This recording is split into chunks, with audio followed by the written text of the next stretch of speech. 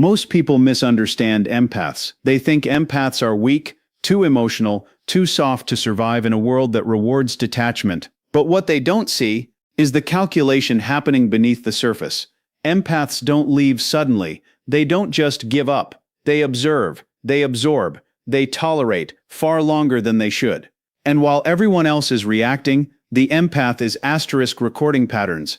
Every broken promise, every moment of disrespect, every time their energy is taken and not returned. So when an empath finally walks away, it's not emotional, it's a decision, a final one. And here's the part most people never recover from. Empaths don't come back once they leave, because by the time they go, they've already left you a long time ago. Empaths don't leave quickly, and that's where most people get it wrong.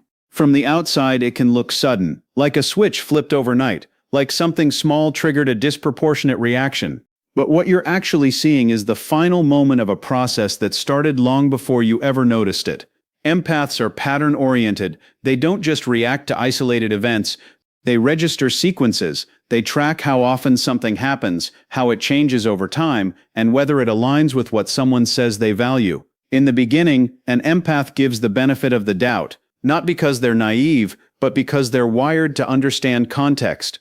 They consider stress, past trauma, miscommunication, timing. When something feels off, they don't immediately confront it or walk away. They observe, they listen more closely. They adjust their behavior to create clarity. This is the phase most people mistake for acceptance, but it's actually analysis. Every inconsistency is noted. Every emotional shift is felt and stored. When a pattern starts to repeat, the empath doesn't jump to conclusions. They test it. They wait to see if the behavior corrects itself or if it escalates. They watch how someone responds when given space, when given understanding, when given a chance to do better without pressure. This is where most people unknowingly fail. Because instead of correcting the behavior, they rely on the empath's patience. They assume the absence of confrontation means the absence of consequence. The empath notices that too. They recognize when effort is one-sided, when apologies are routine but change is absent, when words are used as placeholders instead of commitments, and still, they don't leave. Not yet. Because leaving isn't their first instinct. Repair is. They try to bridge the gap. They communicate in subtle ways, sometimes not even directly calling out the issue but adjusting their energy to signal that something needs to shift. What's happening internally is a recalibration. The empath is slowly moving from emotional investment to emotional distance, not all at once, but in increments. They begin to expect less. They stop sharing certain thoughts. They limit how much of themselves they offer. To an outside observer, everything might still look normal, but the connection is already changing shape. This is the stage where the relationship could still be repaired, but it requires awareness from the other side. It requires someone to recognize the pattern without being told directly and to take responsibility without being forced. If that doesn't happen, the pattern becomes confirmed. And once a pattern is confirmed, the empath shifts from analysis to decision. This isn't driven by anger or impulse, it's driven by accumulated data. They've seen enough repetitions to predict what comes next. They know how conversations will go, how apologies will sound, how behavior will cycle. At this point, staying is no longer about hope, it becomes about self-betrayal. So they begin to detach more deliberately. The emotional responses that once came naturally start to fade. The urgency to fix things disappears. They stop trying to be understood and start focusing on understanding themselves instead. This is often misread as coldness or indifference, but it's actually clarity. The empath is no longer negotiating with potential. They're responding to reality. By the time they physically leave, the decision has already been made internally. There's no dramatic buildup, no need for confrontation, no desire to explain every detail, because from their perspective, everything has already been shown, repeatedly. The pattern spoke louder than any conversation could. And once that realization locks in, there's nothing left to debate, nothing left to interpret, nothing left to wait for. Silence, when it comes from an empath, is rarely empty. It carries weight, information, and intention. Most people are used to silence being passive, something that happens when words run out, or when someone avoids confrontation. But an empath's silence is different. It's active, it's deliberate. It's the point where observation replaces expression, and where internal decisions begin to override external reactions. At first, an empath communicates. not always loudly or directly, but clearly enough for someone who is paying attention. They express discomfort through tone, through pauses, through subtle shifts in energy. They might not confront every issue head-on, but they signal when something doesn't feel right. These signals are often overlooked because they don't come in the form of demands. They come in the form of awareness. And awareness requires effort to notice. When those signals are ignored, something changes. The empath doesn't immediately escalate. They don't repeat themselves endlessly. Instead, they reduce output. They start to conserve energy. Words become fewer, responses shorter, emotional reactions more controlled. This isn't withdrawal out of confusion, it's withdrawal out of recognition. They've identified a pattern where communication doesn't lead to understanding, so they stop investing in a method that isn't producing results. This silence becomes a boundary, but not the kind most people expect. It's not announced. There's no declaration, no warning label, no dramatic shift that demands attention. It simply appears. Conversations that once had depth now stay on the surface. Questions that once opened doors are replaced with neutral acknowledgments. The empath is still present, but only in form. The emotional access has been restricted. People often misinterpret this stage. They assume everything is fine because there's no conflict. They see the absence of argument as stability. But in reality, the absence of communication is a sign that something essential has already been removed. The empath is no longer trying to be understood. They're no longer trying to fix the dynamic. They're observing the final pattern play out without interference. Silence also serves another function. It allows the empath to see what happens when they stop compensating. Many relationships rely on the empath to maintain balance, to smooth over tension, to initiate repair. When that effort is removed, the true structure of the relationship becomes visible. Does the other person notice the distance? Do they make an effort to reconnect? Do they take responsibility without being prompted? Or do they continue as if nothing has changed? The answers to those questions don't come from conversation, they come from behavior. And silence creates the space for behavior to reveal itself without influence. The empath watches closely during this phase, not with suspicion, but with clarity. They're no longer filtering actions through hope or potential. They're seeing things exactly as they are, without trying to reinterpret them into something more acceptable. As this continues, the silence deepens. It's no longer just about reducing words. It becomes an internal shift where emotional ties are loosened. The empath starts to disconnect from outcomes. They stop anticipating change. They stop feeling responsible for maintaining the connection. What remains is a quiet awareness that the relationship as it was no longer exists in a meaningful way.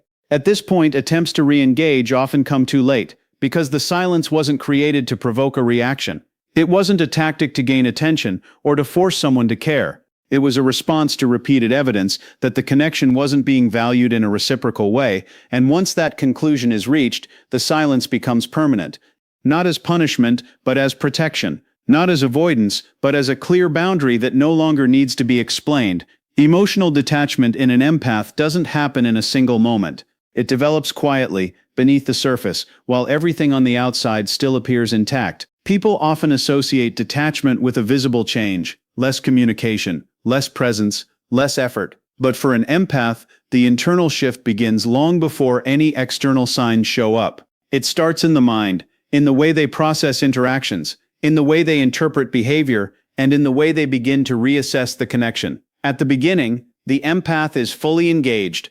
They invest attention, energy, and emotional availability. They listen deeply, respond thoughtfully, and try to create a sense of mutual understanding. When something feels off, they don't ignore it, but they don't immediately withdraw either. They attempt to resolve it internally first. They analyze the situation, consider multiple perspectives, and look for explanations that make the behavior understandable. This is where the first shift begins, because instead of reacting outwardly, they start processing inwardly. As patterns repeat, the empath's internal dialogue changes. What used to be curiosity turns into recognition. They begin to anticipate outcomes before they happen.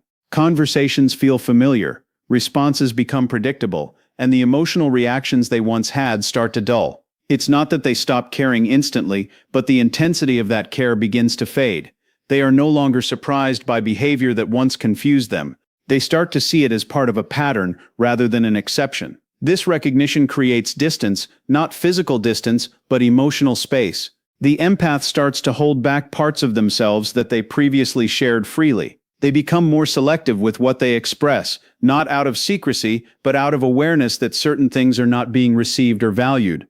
They begin to conserve emotional energy, redirecting it away from the relationship and toward themselves or other areas of life that feel more stable. At the same time, their expectations begin to shift.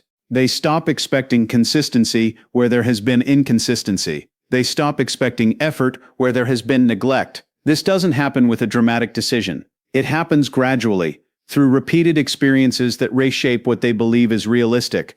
Hope starts to lose its influence, replaced by a more grounded understanding of what the relationship actually offers. Because this process is internal, it often goes unnoticed. From the outside, the empath may still show up, still engage in conversation, still participate in the relationship, but the emotional investment behind those actions is no longer the same. What once came from genuine connection now comes from habit or obligation. The depth is reduced, even if the structure remains. This is the stage where many people misread the situation. They assume that because the empath is still present, everything is stable. They don't recognize that the emotional bond has already begun to dissolve. The empath is no longer trying to build something stronger. They are assessing whether what exists is worth maintaining at all. As detachment continues, the empath's reactions become more controlled. Situations that would have once triggered a strong emotional response now barely register. Not because the empath has become indifferent by nature, but because they have already processed those emotions internally. They've already felt the frustration, the disappointment, the confusion. What remains is a sense of clarity that no longer requires an outward reaction. This clarity leads to a shift in focus. The empath starts paying more attention to their own needs, their own boundaries, and their own sense of stability. They begin to question not just the other person's behavior, but their own role in allowing the pattern to continue. This isn't self-blame, it's self-awareness. It's the recognition that staying in a dynamic that consistently drains them is a choice, and one that can be changed. Eventually, the emotional connection reaches a point where it no longer feels active. It's not that the empath suddenly stops caring altogether, but the connection no longer holds influence over their decisions. They are no longer driven by the desire to fix, to understand, or to maintain what once existed. The relationship becomes something they can step back from mentally, even if they are still physically present. By the time any external change happens, less communication, more distance, a decision to leave, the emotional detachment has already been completed internally. The empath has already processed the loss, already accepted the reality, already adjusted to a version of themselves that is no longer tied to the connection in the same way. Trust, for an empath, isn't a single agreement or a verbal promise. It's a pattern built over time, reinforced through consistency, honesty, and alignment between words and actions. It forms quietly through repeated experiences that confirm safety and reliability. And because of that, it doesn't break all at once. It fractures in layers, each inconsistency creating a small crack that may not seem significant on its own, but collectively reshapes how the empath perceives the connection. In the beginning, an empath extends trust with awareness. They are not blind to flaws, but they are willing to accept imperfection as long as there is effort and accountability. When something goes wrong, they look for repair. They pay attention to how someone responds after a mistake. Do they take responsibility? Do they adjust their behavior? Do their actions reflect a genuine intention to maintain the connection? These are the signals that either strengthen or weaken trust over time. When those signals are inconsistent, the empath doesn't immediately withdraw. They give room for correction. They consider context, stress, misunderstanding, but as the same issues repeat without meaningful change, the empath begins to see a pattern. And once a pattern is recognized, trust starts to shift. It moves from assumption to evaluation. Instead of expecting reliability, the empath begins to question it. This questioning doesn't always come out in words. Often, it stays internal. The empath starts to observe more closely, comparing what is said with what is done. They notice delays, contradictions, and subtle forms of avoidance. They pick up on tone, on timing, on the absence of effort where effort used to exist. Each of these details contributes to a growing sense that something is no longer stable. As this awareness builds, the empath adjusts their behavior. They become more cautious with what they share. They hold back vulnerabilities that were once offered freely. They test the environment before opening up, looking for signs that it is still safe to do so. This isn't manipulation, it's protection. It's a response to evidence that the space they are in may not be as secure as it once felt. At the same time, emotional responses begin to change. The empath may still care, but the way that care is expressed becomes more controlled. They are less reactive to promises, less moved by apologies that are not followed by change. Words start to lose their impact when they are not supported by consistent action. The empath is no longer responding to what is said, they are responding to what is demonstrated over time. This is where trust begins to shut down in a more definitive way. It's not a dramatic break, it's a gradual closing. The empath stops relying on the other person for emotional safety. They stop assuming good intent in situations where intent has been unclear or inconsistent. They begin to operate independently, emotionally separating their sense of stability from the relationship itself. From the outside, this can be difficult to detect. The empath may still engage in conversation, still participate in daily interactions, still appear present, but the internal framework has changed. The connection is no longer built on trust. It is maintained, temporarily, on habit or familiarity. The depth that once defined it is no longer active. When trust reaches a certain point of erosion, it doesn't regenerate easily. The empath is not looking for perfect behavior, but they are looking for consistent alignment. And when that alignment has been broken repeatedly, the belief that it can be restored begins to fade. It's not that the empath refuses to trust, it's that the evidence required to rebuild it becomes significantly higher and often unrealistic within the same dynamic. As this realization settles in, the empath's focus shifts further inward. They begin to prioritize their own emotional safety over maintaining the connection. They recognize that continuing to invest in a space where trust has been compromised requires them to ignore their own perception of reality. And that recognition creates a boundary that doesn't need to be announced. At this stage, trust is no longer an active element in the relationship. It has been replaced by observation and distance. The empath is no longer building something with the other person. They are assessing whether what remains has any foundation left at all, knowing that without trust, the connection cannot return to what it once was. For an empath, leaving doesn't always come with an explanation, a confrontation, or a sense of closure that others might expect. By the time they reach that point, the need to explain has already faded. Not because they don't have reasons, but because those reasons have already been expressed in smaller ways over a longer period of time. The conversations, the subtle shifts, the attempts to communicate discomfort, all of it has already happened. What remains is not confusion, but clarity. Most people associate closure with a final conversation, a moment where everything is laid out, where both sides understand what went wrong. But an empath doesn't rely on a single moment to process an entire dynamic. They process continuously. Each experience contributes to a larger understanding, and by the time they are ready to leave, that understanding is already complete for them. They are not waiting for one last exchange to validate what they have already seen. This is why their exit can feel sudden to others.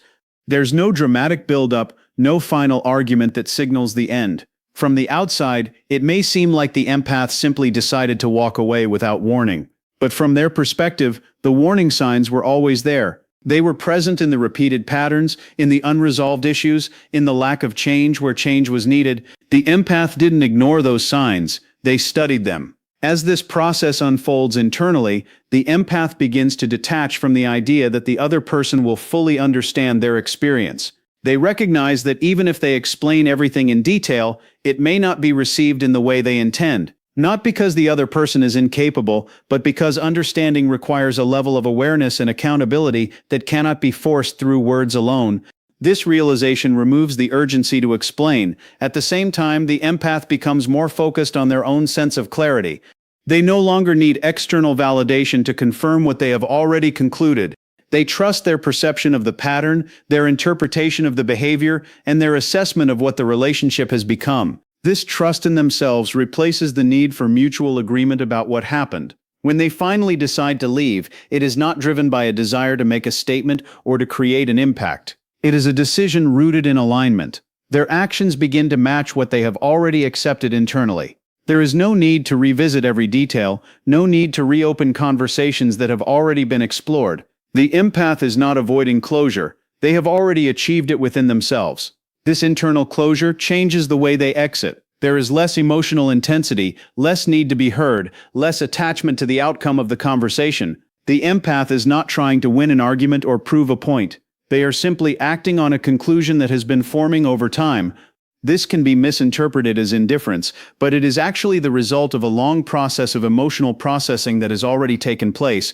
From the outside, the lack of explanation can create confusion. It can leave the other person searching for answers, trying to understand what went wrong and why it wasn't clearly stated at the end. But the empath is no longer in a place where they feel responsible for providing that understanding. They have already taken responsibility for their own awareness, and they recognize that the other person must do the same for themselves. As they move forward, the empath does not carry the same need to revisit the past. They have already examined it in detail. They have already identified the patterns, the turning points, the moments where things could have shifted but didn't. This reflection has already given them the insight they need to move on without looking back for additional confirmation.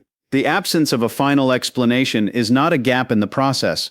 It is the result of a process that has already been completed internally. The empath is not leaving questions unanswered for themselves. They are leaving because the answers have already been found, and those answers no longer support staying in the same dynamic.